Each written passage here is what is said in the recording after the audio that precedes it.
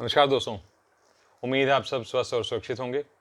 दोस्तों, जैसा कि आजकल हम सुन रहे हैं कि कोरोना नामक महामारी, इससे कई लोग परेशान हैं।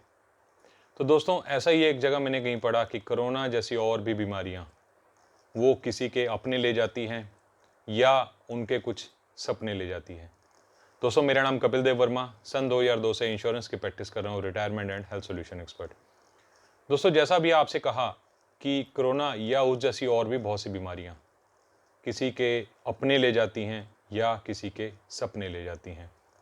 आइए थोड़ा सा इसको एक्सप्लेन करें कि परमात्मा ना करे किसी की फैमिली में से कोई मेंबर या कोई उनका रिश्तेदार, कोई उनका दोस्त हॉस्पिटल में एडमिट है। अगर वो ठीक हो जाता है तो अच्छी बात है।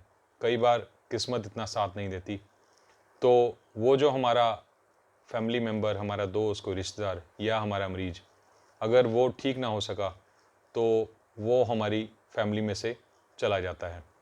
अगर मान लीजिए वो ठीक हो गया तो कई बार ऐसा होता है कि उसको मेडिकल जो बिल थे उसको पे करने में हमारा कोई सपना, जिसके लिए हमने कुछ धनराशि जोड़ के रखी है, शायद उसको बचाने के चक्कर में हमारा वो जो सपना है वो ख़त्म हो जाता है। क्योंकि अगर मेरा पैसा जो मैंने किसी और पर्पज़ के लिए जोड़ के रखा, अचानक से कोई और आपातकालीन स्थिति आ गई तो शायद मेरा वो सपना कभी दोबारा पूरा नहीं होगा। तो दोस्तों, ऐसे बहुत से उदाहरण हैं।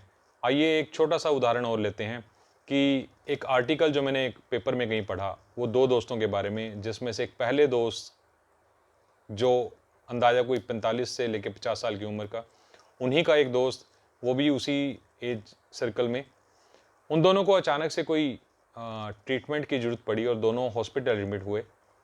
पहले दोस्त का खर्चा कुछ अंदाज़ा 2.25 लाख के आसपास आया। दूसरे दोस्त का भी खर्चा 2,30,000 2,35,000 के आसपास आया। पहला दोस्त, उसकी इंश्योरेंस थी, उसको 2,25,000 रुपये में से अंदाज़ा कोई 20 से लेकर 25,000 रुपये अपनी जेब से देने पड़े। बाकी का कंपनी ने उसको सेटल कर दिया और वो ठीक होके घर पर आ गया। साइमल्टेनियसली दूसरा दोस्त जो हॉस्पिटल में एडमिट था, जिनका 2,30,35,000 रुपये खर्चा आया, जिनके पास कोई इंश्योरेंस नहीं थी, उन्होंने वो हॉस्पिटल का बिल चुकाने के लिए बैंक से पर्सनल लोन लिया, जिसके लिए उन्होंने 6500 रुपये पर मंथ चुकाए, वो भी अगले 4 सालों के लिए। दोस्तों, ऐसे हमारे पास बहुत से उदाहरण आ जाते हैं जहां हमें पता चलता है कि इंश्योरेंस की वैल्यू क्या है। आजकल हम बहुत सुन रहे हैं कि लोग प्राइवेट जॉब कर रहे हैं तो कई लोगों को उनके एम्प्लॉय इंश्योरेंस दे देते हैं। लेकिन आजकल जिस पेंडेमिक से हम लोग गुजर रहे हैं, तो आपके सामने भी कई एग्जांपल ऐसे आए होंगे जहां पे आपने देखा होगा कि सैलरीज पे कट ऑफ लग रहा है, उनकी पे जो है कट के आ रही है। तो यहाँ तक तो बात ठीक है, हम मानेंगे कि उनको पे कट मिल रहा है।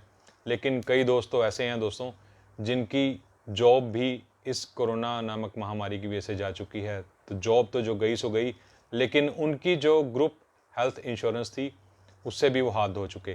तो अगर ऐसे दौर में आज अचानक कोई मुसीबत या कोई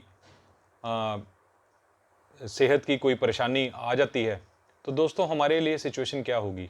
पहली सिचुएशन जहां हमारे पास इंश्योरेंस है, या दूसरी सिचुएशन जहां हमारे पास इंश्योरेंस नहीं है लेकिन इलाज कराने के बाद हमें कोई या तो अपने किसी दोस्त से मांगना पड़ेगा पैसा, किसी रिश्तेदार से मांगना पड़ेगा उधार, या पर्सनल लोन लेना पड़ेगा, जिसके लिए मुझे अगले कुछ सालों के लिए लगातार पे करना होगा।